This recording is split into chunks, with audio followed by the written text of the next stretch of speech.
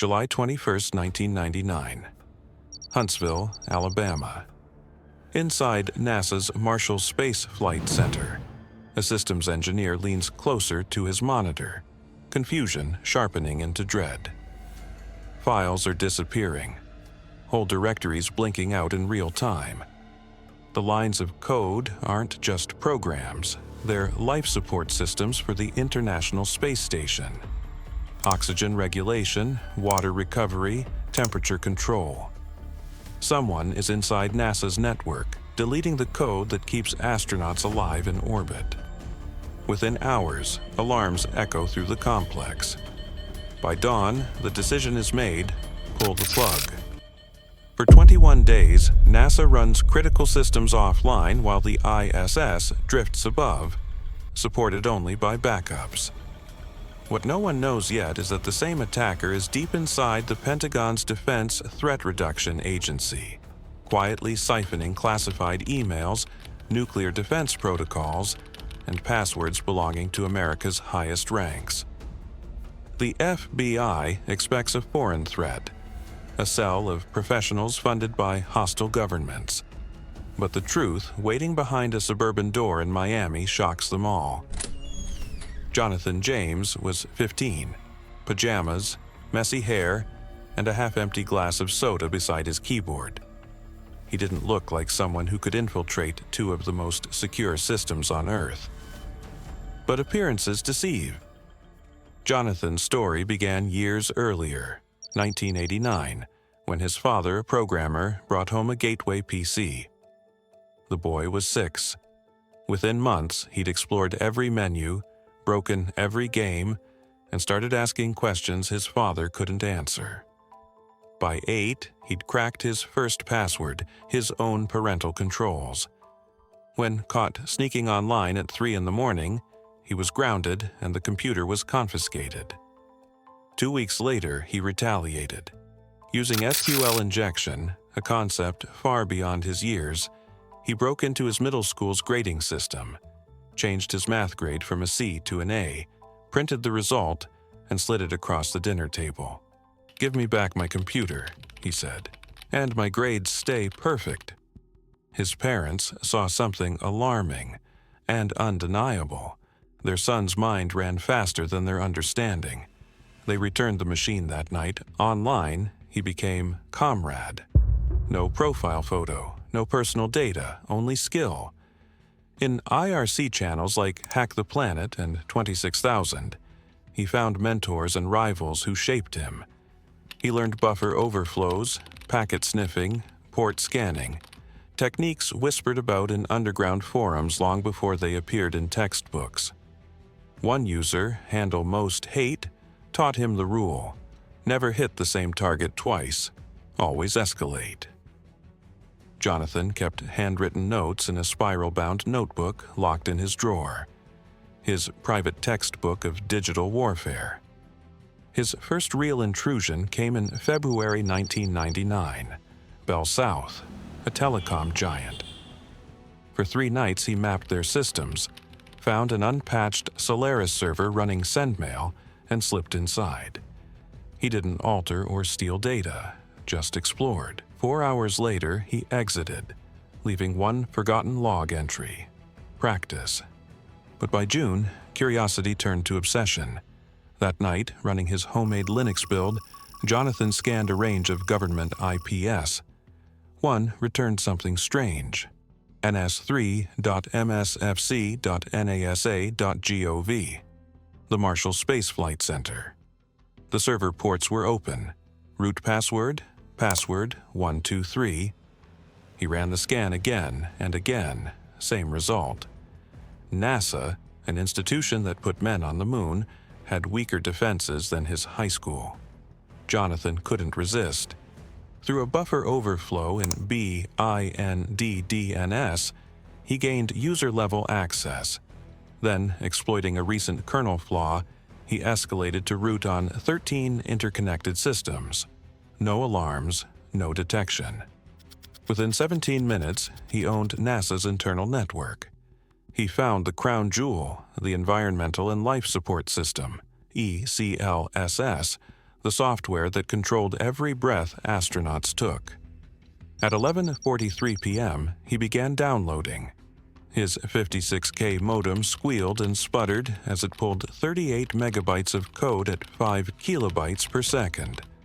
2 hours of quiet theft while the world slept. By 1:52 a.m., the transfer was complete. 8 days later, NASA Administrator James McCarthy noticed abnormal CPU usage. His trace revealed rootkits and hidden backdoors. The alarm spread fast.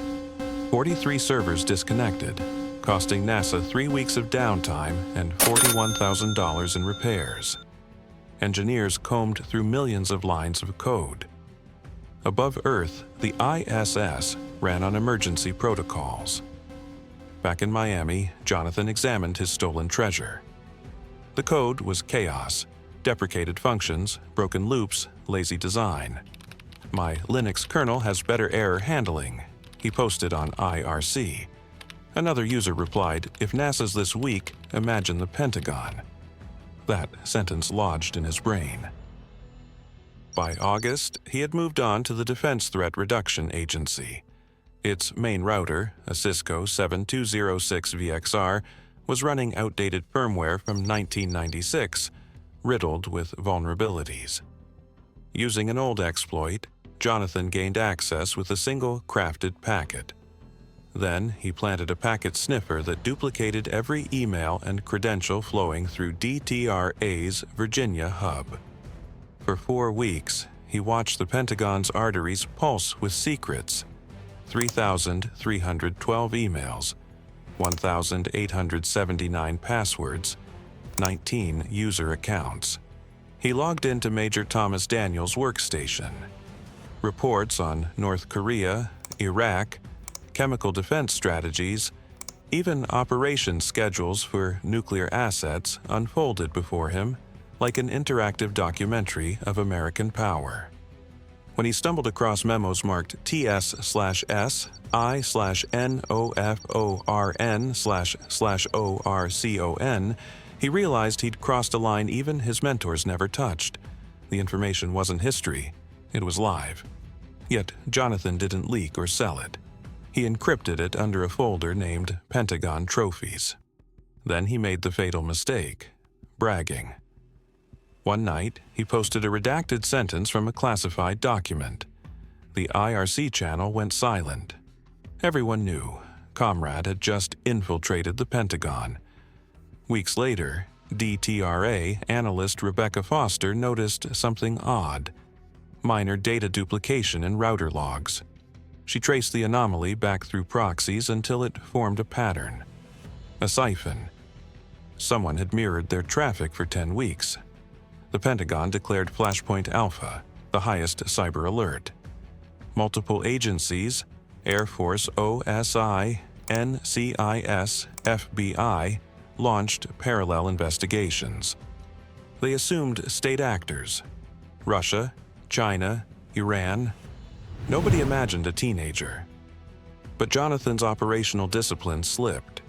During tests, he sometimes connected directly. On November 14th, investigators caught 3 seconds of unmasked activity from IP24.93.41.106, Bell South, Miami. Cross-referenced with NASA's breach, it was the same address. The hacker had a name: FBI agent. Mark Anderson led the surveillance. They watched a pale, lanky boy bike to school, eat alone, return home by mid-afternoon and vanish into his room. Teachers described him as brilliant, introverted, occasionally condescending. IQ 159, failing history, excelling at code. By January 26, 2000, the raid was ready. At 5:47 a.m., agents breached the James residence. No alarms, no traps, just a teenager typing commands, lost in a world of text and numbers. He didn't hear them until Anderson tapped his shoulder. Jonathan turned, saw the guns and badges, and muttered, "I wondered when you'd show up." The evidence filled boxes: hard drives, floppies, CDROMS, even a sharp wizard PDA containing password lists. His spiral notebook documented 89 intrusions. Ford, Lockheed Martin, NASA. During interrogation, he explained every exploit calmly, teaching agents about vulnerabilities they hadn't known existed. Agent Anderson later said, "He showed us how blind we were." In September, Jonathan stood before Judge Barry Garber, 16 now, wearing his father's oversized suit. Prosecutors called him the youngest person ever to breach the Department of Defense. Damages, $1.7 million, but his cooperation spared NASA and the Pentagon years of analysis. Sentence, 6 months in juvenile detention, 3 years probation, 500 hours teaching seniors computer literacy, banned from recreational computer use. Judge Garber's final words stayed with him. "You have a gift. Use it to build, not break." Jonathan's reply was quiet. "I just wanted to prove it could be done." In detention, he couldn't even touch a computer. He taught math to cellmates, repaired guards' typewriters, and wrote an essay titled Trust Architecture: Why Humans Are Always the Weakest Link. It later circulated inside the NSA. When released in 2001, the world had changed. The dot-com bubble had burst. September 11th loomed ahead. Jonathan worked at Radio Shack, selling machines he wasn't allowed to use. Customers whispered recognition. "Aren't you the NASA kid?" He'd smile faintly. Then, in 2007, new credit card hacks hit the news. Federal agents knocked again. No charges, just suspicion. The pressure crushed him. On May 18, 2008, Jonathan James took his life at 24. His note read, "I have no faith in the justice system. Maybe this will send a stronger message." The boy, who once held America's secrets, died believing truth and punishment were the same thing. But somewhere, in an evidence locker, his encrypted Pentagon trophies folder remains unopened, a silent testament to a teenager who outsmarted the world and kept its darkest secrets even in death.